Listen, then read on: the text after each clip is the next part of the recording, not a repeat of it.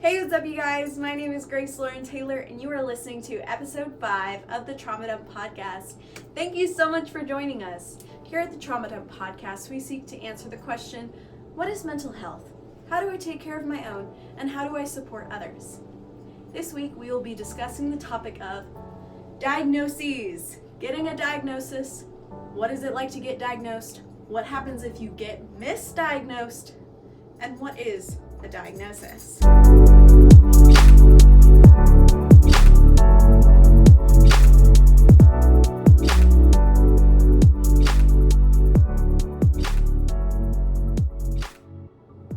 I'm so happy that you're here, and I'd love to get to know you better, so please join our Discord, where you can chat with other listeners anonymously and get support for your healing journey. The announcements for the podcast will also be on the Discord, along with every resource for each episode. We have many different channels of discussion that include more than just trauma, and everyone is welcome to join.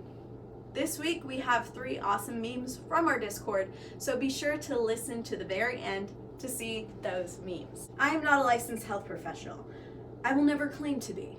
I'm just someone who's experienced a lot of trauma and who has several medical diagnoses. This podcast only seeks to create community and further understanding of difficult topics, so viewer discretion is always advised. According to the Oxford Dictionary, the definition of a diagnosis is the identification of the nature of an illness or other problem by examination of the symptoms. Britannica describes diagnosis as the process of determining the nature of a disease or disorder and distinguishing it from other possible conditions. Did you know that the term diagnosis comes from the Greek word gnosis, which means knowledge? That's pretty cool. All right, let's get into it. So what is a mental illness? A mental illness refers collectively to all diagnosable mental disorders or health conditions involving significant changes in thinking, emotion, and or behavior, distress and or problems in functioning with social, work, or family activities. Mental health is the foundation of emotions, thinking, communication, learning, resilience, hope, and self-esteem. Mental health is also key to relationships, personal and emotional well-being as a whole. It's also key to how we contribute to our society or our communities. Mental health is the component of all well-being. It can influence and be influenced by physical health. The Psychiatric Association of America states that the diagnostic process is the method by which health professionals select one disease over another, identifying one as the most likely cause of the person's symptoms. Symptoms that appear early in the course of a disease are often more vague and undifferentiated than those that arise as the disease progresses, making this the most difficult time to make an accurate diagnosis. Mental illness is very common. In the given year, nearly 1 in 5 U.S. adults experience some form of mental illness. 1 in 24 have serious mental illness. 1 in 12 have a diagnosable substance abuse disorder.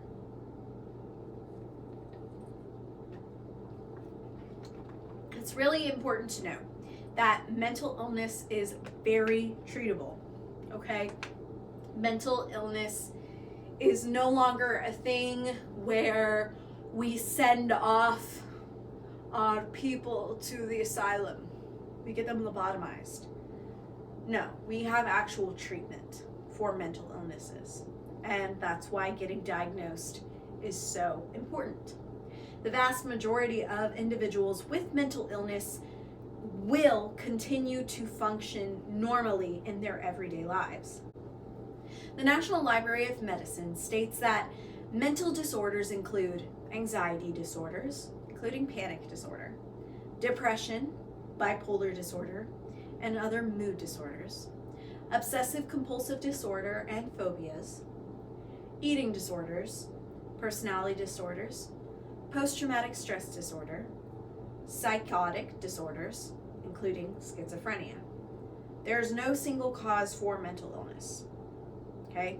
You are not just born mentally ill. A number of factors contribute to a risk of mental illness, such as your genetic family history or your family history, aka go back to episode 2 where we discuss generational trauma. You can learn a bit more about that over there. Your life experiences such as stress or a history of abuse, especially if they happen in childhood. Biological factors such as chemical imbalances in the brain, a traumatic brain injury, a mother's exposure to viruses or toxic chemicals while pregnant, the use of alcohol or recreational drugs, having a serious medical condition such as cancer, or having few friends when you're lonely or isolated. All of those can contribute to having a mental illness. Because of the world that we live in, mental illness is super stigmatized. When I was growing up, if you were experiencing something traumatic, you were told not to talk about it. You were told that you would be a burden to others if you talk about your feelings, which is, number 1, a lie, number 2, super wrong, and number 3, just aggravating. A lot of people are emotionally stunted. They don't know how to self-regulate their emotions because they're all compacted over time because they're not allowed to talk about them. Mental disorders are not character flaws. Let me say that again. Having a mental disorder does not make you less than anyone else. They have nothing, absolutely nothing to do with being lazy or weak. Mental disorders are incredibly common. In fact, more than half of all Americans will be diagnosed with a mental disorder at some point in their lifetime, which is crazy, number 1, because why does our society think it's such, such a shameful thing if so many people experience it? It's just mind-boggling to me, because so many people, when they need help, when they have a problem, they're shamed about it. And so a lot of the times they don't get help. And they suffer alone. I was one of those people. I know about this. When I was going through a lot of trauma with losing my dad, I got diagnosed with CPTSD, which is complex post-traumatic stress disorder, and I developed seizures. I developed these seizures because I had no outlet for the horrible things in my life that were happening, and so my body had to create an outlet. And that outlet that it created was destructive. And it caused a lot more problems for me down the road. If we had a society that was less stigmatizing around mental health, I think so many problems would be rectified like that. I really do.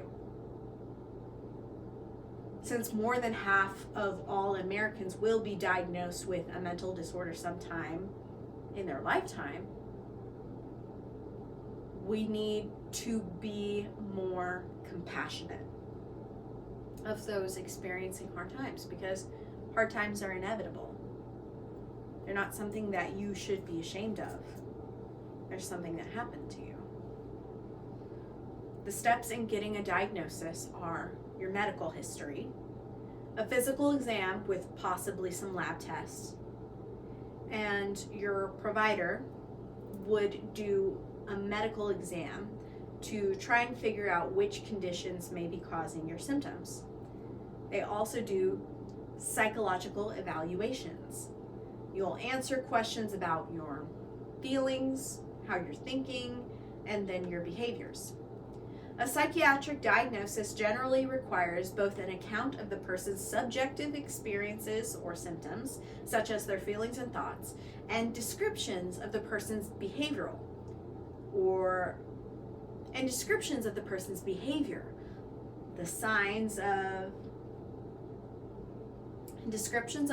behavior, like what signs they're giving, what symptoms they're having. If they're in class and they're constantly chewing their nails, that is a symptom of anxiety. In the 5th century BCE, in the time of the Greek physician Hippocrates, there arose significant interest in medicine and personal hygiene. Everybody, you guys all stink. We gotta fix that. The Greeks recognized that the salubrious, let me see if I'm saying that word right, salubrious. I said it right. Okay. Salubrious, which means favorable to or promoting health or well-being. So the Greeks recognized the salubrious effects of bathing, fresh air, good diet, and exercise. The ancient Romans also recognized the influence of these factors on health and even made significant advances in supplying and purifying water and improving sanitation.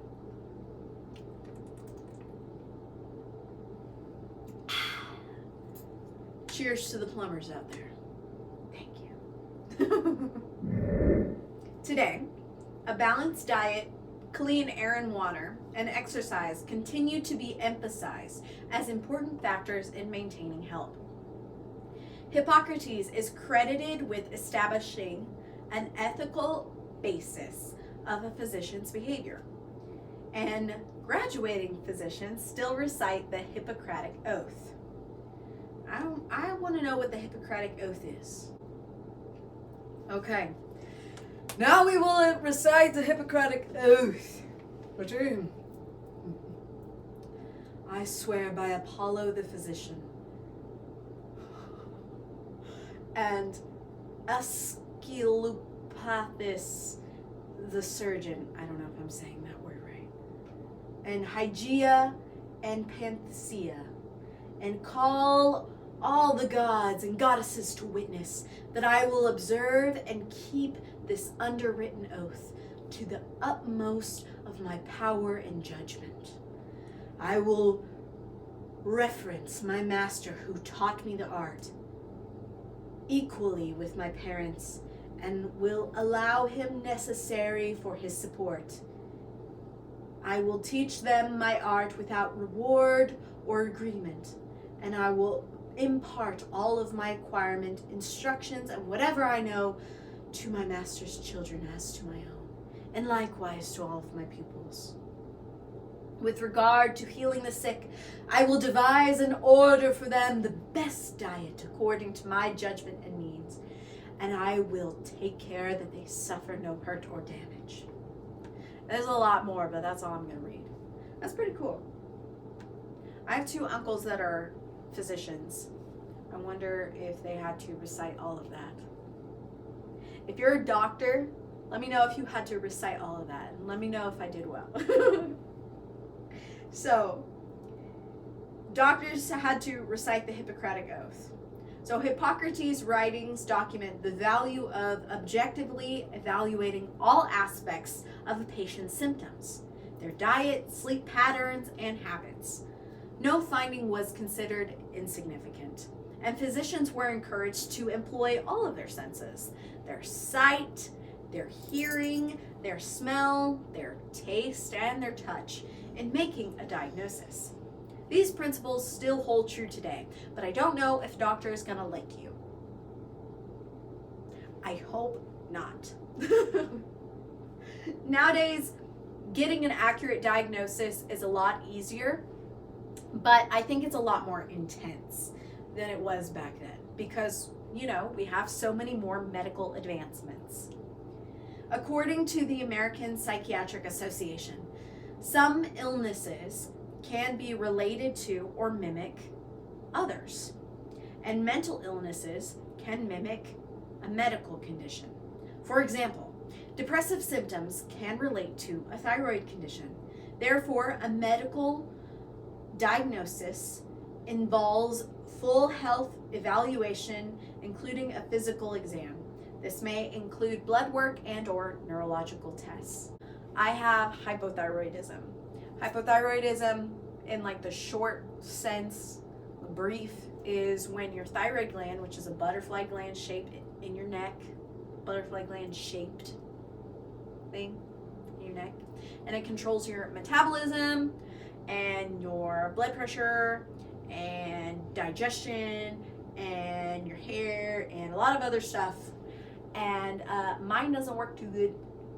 I have to take medicine to make it function semi-normally. And so I was diagnosed with hypothyroidism at like 8 years old, which is incredibly rare. Most of the time when people get diagnosed with hypothyroidism, it's usually women, and they're usually in their 40s, late 40s, 50s. It's associated with your physicality. So if you're feeling like lethargic, depressed, anxious, you're gaining a lot of weight suddenly, it's usually related to your thyroid, which, yeah. People of diverse cultures and backgrounds may express mental health conditions very differently. For example, some are more likely to come to a healthcare professional with concerns about physical symptoms that are caused by a mental health condition, while others are not. Some cultures view and describe mental health conditions in different ways than doctors in the US. I think there's a lot less stigma around mental health conditions in Europe, specifically in the UK and Ireland and in Spain, than there are, say, in Ethiopia. They're more conscious and aware of these conditions and how they have effects on your body. Stigma around mental illnesses and treatment can prevent people from seeking needed treatment. Treatment depends on which mental disorder you have and how serious it is. Everybody, your condition is unique to you. And so treatment is also unique to you. You and your provider will work on a treatment plan that's made just for you. And it usually involves like some type of therapy when it's related to mental health conditions.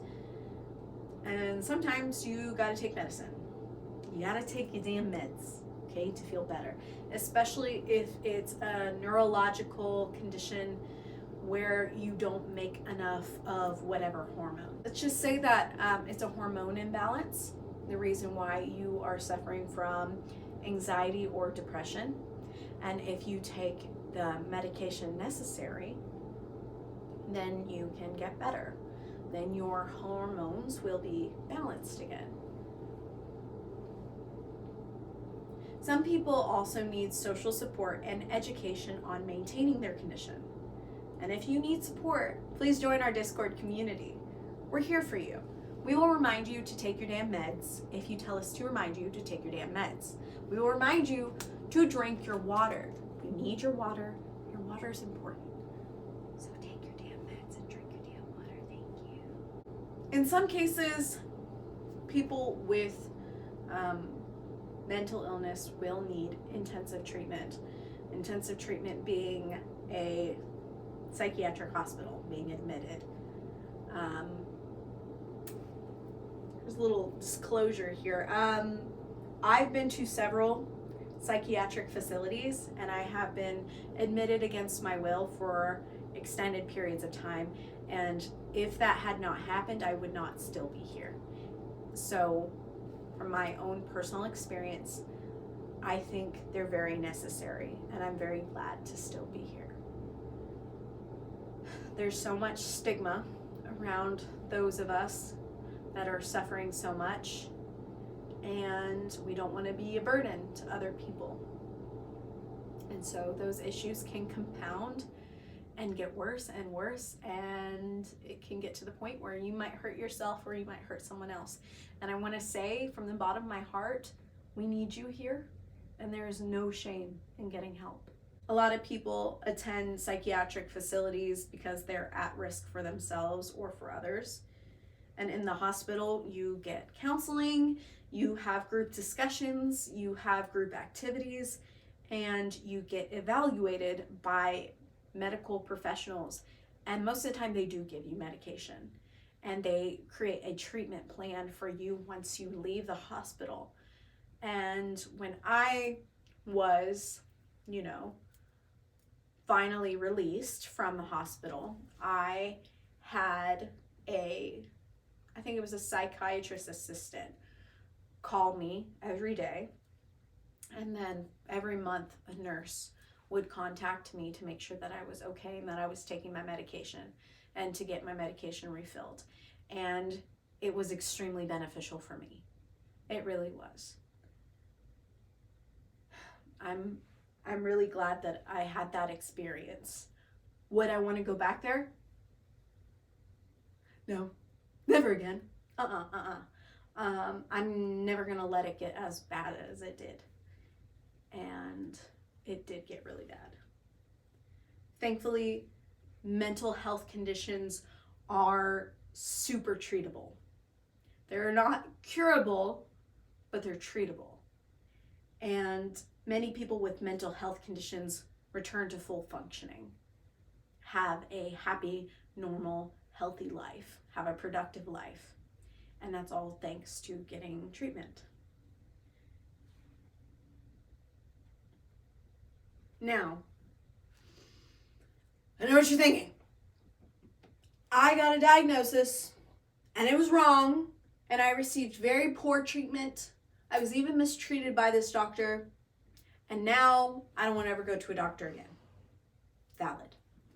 That happens a lot more than I would like. It really does. Inadequate treatment is pretty common in the United States, and there are several factors that contribute to it.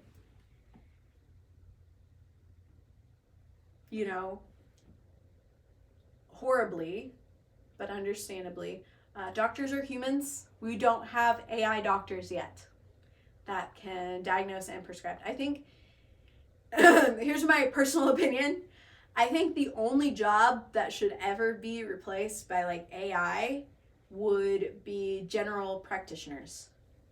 Here's why I think that. Because I think a computer might be less biased towards an individual or a patient and be able to accurately diagnose something quicker. And I think that would be pretty beneficial. That's the only job I would kind of want AI to replace, because doctors get way too much money.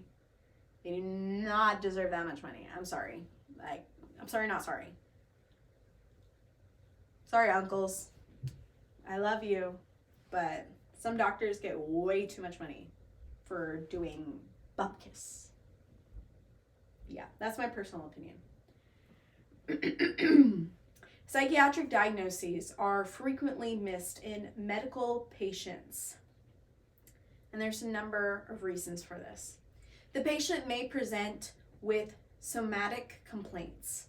The doctor may focus their attention on assessing or treating the patient's medical condition rather than their symptoms. The patient may be too embarrassed to discuss their psychological symptoms or fear the stigma of psychiatric diagnosis. The doctor may be inadequately trained to assess the psychiatric disorder or may be unwilling to make a potentially stigmatizing diagnosis. This is where I think AI would do better.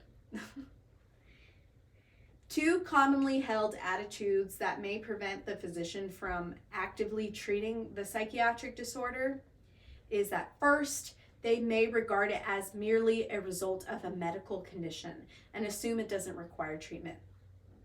For example, I noticed the patient looked depressed, but they have cancer, so it's just to be expected. Rather than, oh my goodness, my patient is experiencing depression. Let me treat that depression, right? They're just assuming the cause of the depression. There could be other things going on other than the cancer. Cancer doesn't inherently make you depressed. It can, but it doesn't inherently. This surprisingly widely used argument can be countered by asking whether it's necessary to treat a understandable bleeding in a patient who has a trauma. Yeah. Second, the physician may erroneously believe that psychiatric treatment would be ineffective in any case, which is also where I think AI would be great. And so that psychiatrist or physician or whatever the hell would be like, oh, it's pointless. You know? They're having a hard time. They're just going to have to go through it.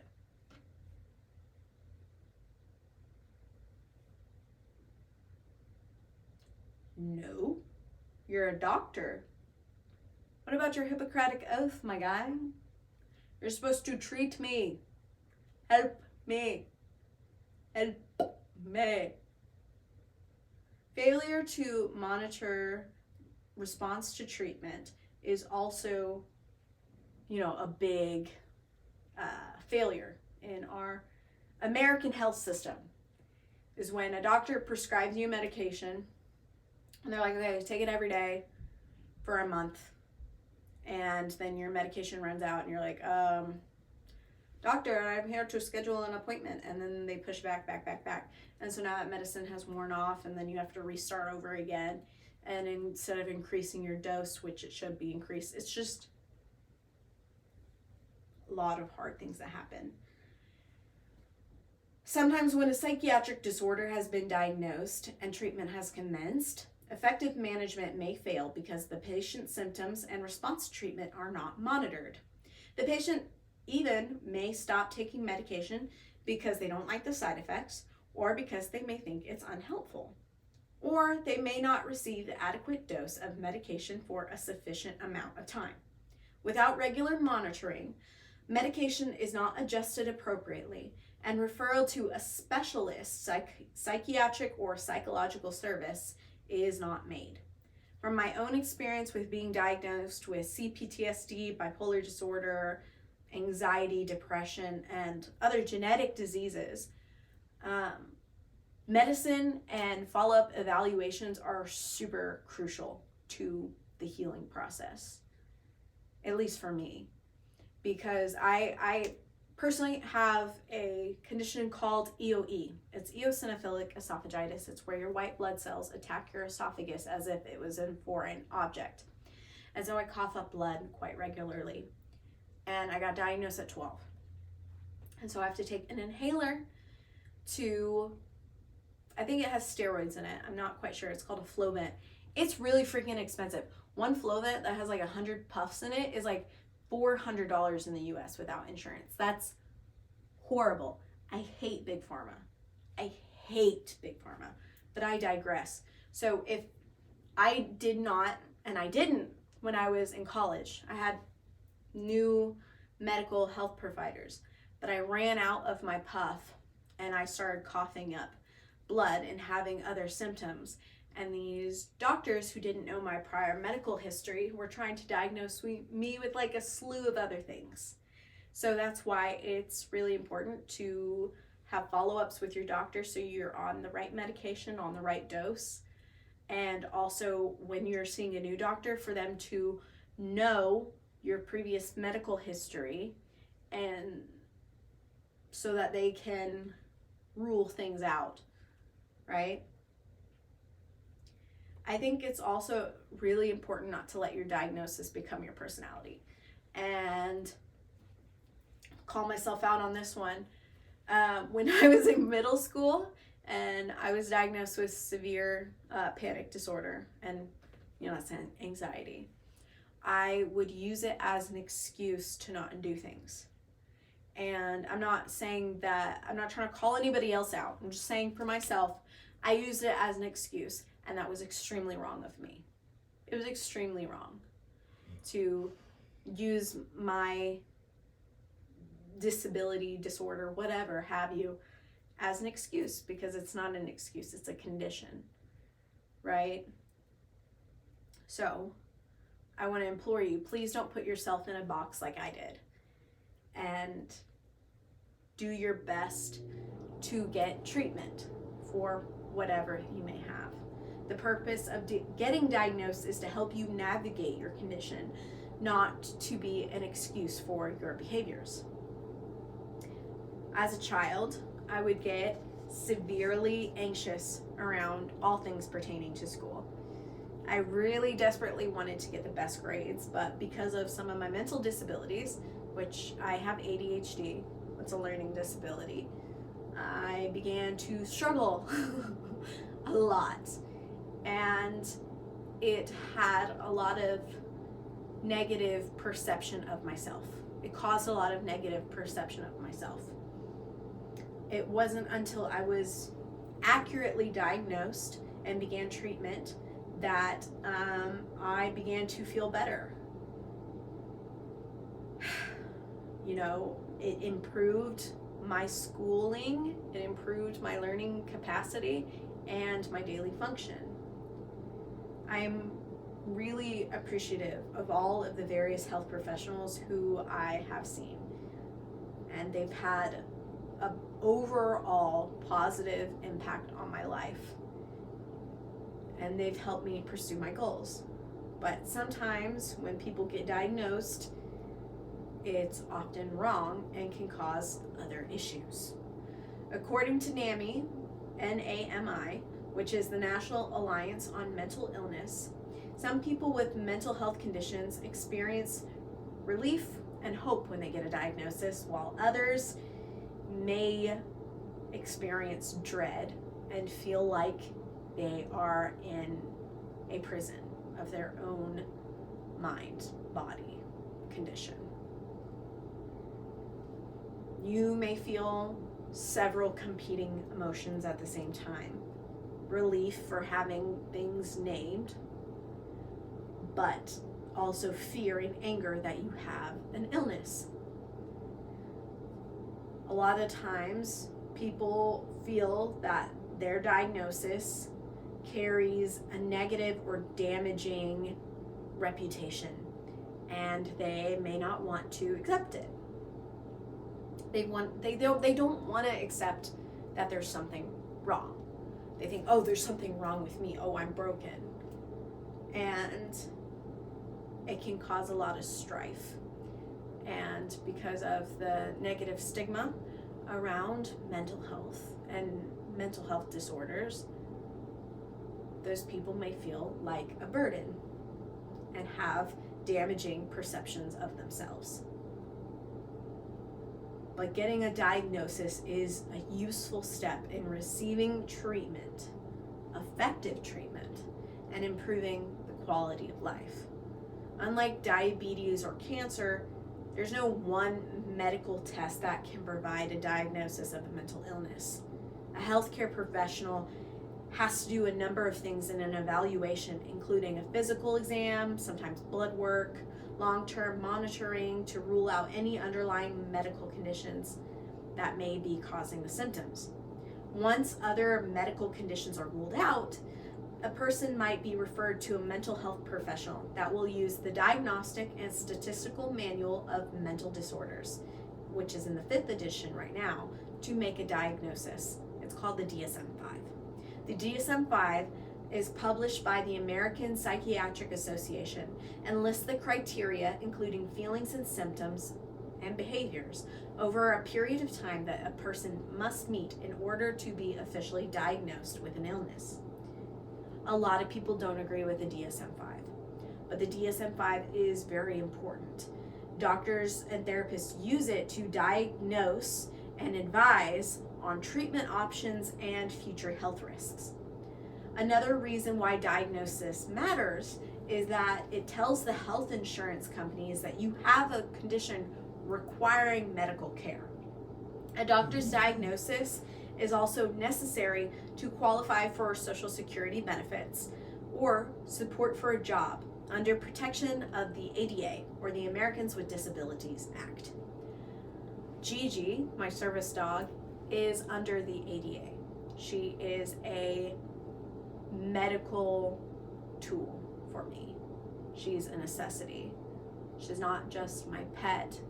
She provides so much for me. She can tell when I'm about to have a seizure and can alert me of when bad things are happening. Right, Gigi? Yeah. You're so smart. She was trained very, very well, and she has her license, which I think the ADA doesn't require you to have a license, but she does have one through the people that trained her. And she is super beneficial, and I wouldn't have been able to get her certified without having my diagnoses.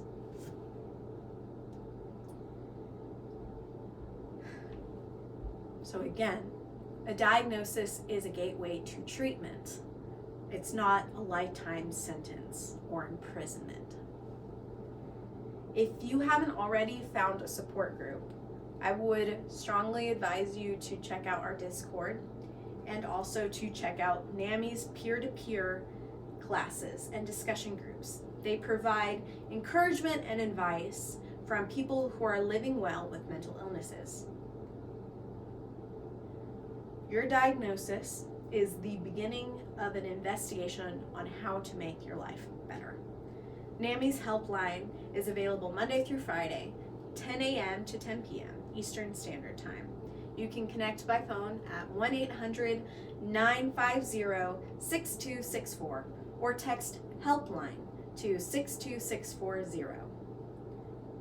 In a crisis, please call the crisis line, which is 988. It's important to note that mental health professionals are human. They're not AI, as much as I wish they would be. So that leaves room for human error. Humans make mistakes.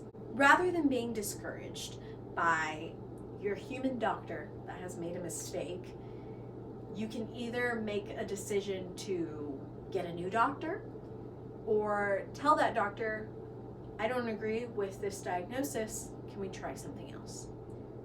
You are worth the effort it takes to get better, and you deserve fair and equal treatment.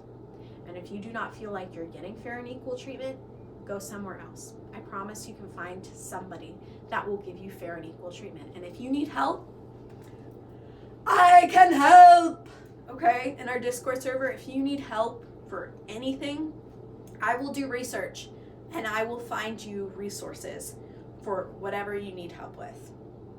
And I will do my best to find you free resources.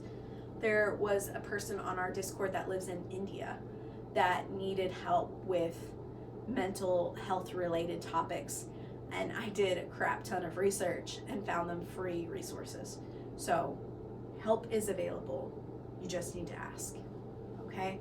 And there's no shame in asking. I want to help. That's kind of my purpose. It's the opinion of this channel, aka Grace Taylor, me, that when we self-diagnose, we are harming ourselves. And oftentimes we assume that something is worse than it actually is. We can assume that getting help will be harder than it actually is, and that it's not worth trying in the first place. That's all wrong. That's all incredibly wrong. Thanks to today's technology, we can see medical professionals from our home through telehealth. And you can see multiple medical professionals.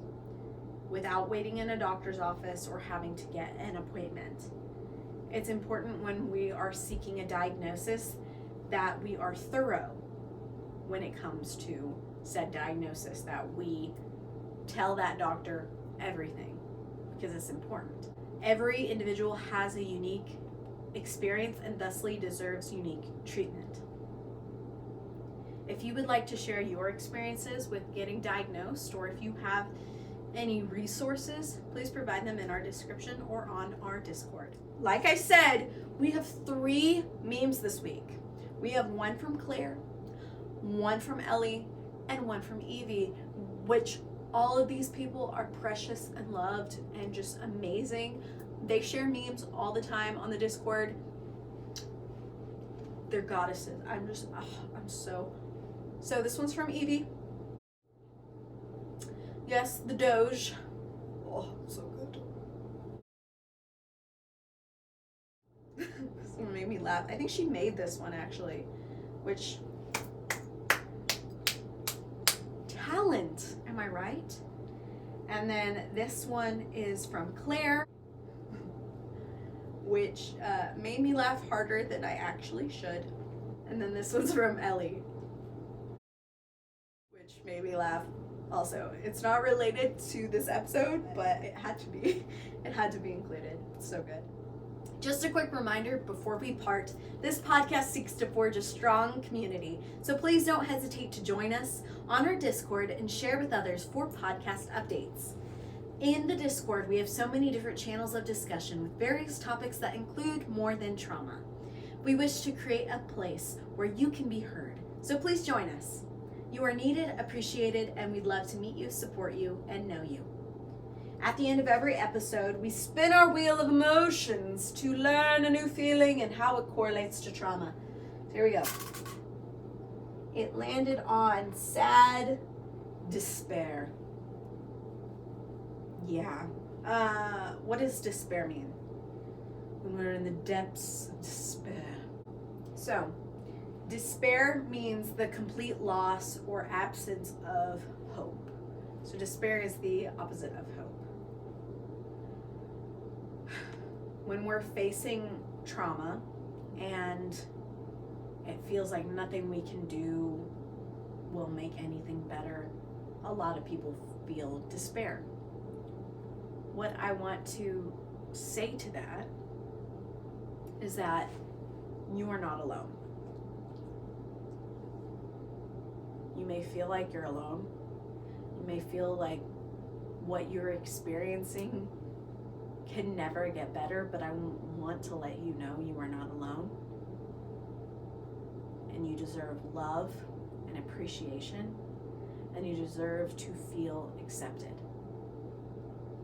You also deserve to get better. So if you are feeling despair, I want to offer my condolences, and I would like, if you feel comfortable, for you to reach out and for us to support you. Special thanks goes out to all of our Discord users. You guys are the best, and whenever I am in the depths of despair, I just talk to you guys, and I'm incredibly grateful. I'm so appreciative that y'all take the time to address my concerns and provide support for me. And I'm really, really appreciative. Thank you. Thank you so much. If you'd like to support the podcast, we have a Patreon. There are different tiers, and I think the middle tier and the last tier, you can get a bracelet designed by yours truly. Yes, I made all of these. I think most of them are real stone. We have golden silk jade, we have mother of pearl, we have purple jasper, we have lava stone, we have black onyx, we have obsidian, we have howlite, and we have tiger's eye, rose quartz, a lot of other things. So if you would like a bracelet made by yours truly, please donate to our Patreon. And if you feel compelled, please like and subscribe to this channel on YouTube And if you're on Spotify or Apple Podcasts, please rate the show. Thank you so much. Remember, you're capable of a fulfilling life in spite of your circumstances and your trauma. May you rise again from the ashes and be filled with peace, love, joy, and understanding. Thank you so much for watching, and I'll see you in the next episode where we have a guest from TikTok. It's JoJo Louise. Thank you so much. I'll see you in the next episode. Bye-bye.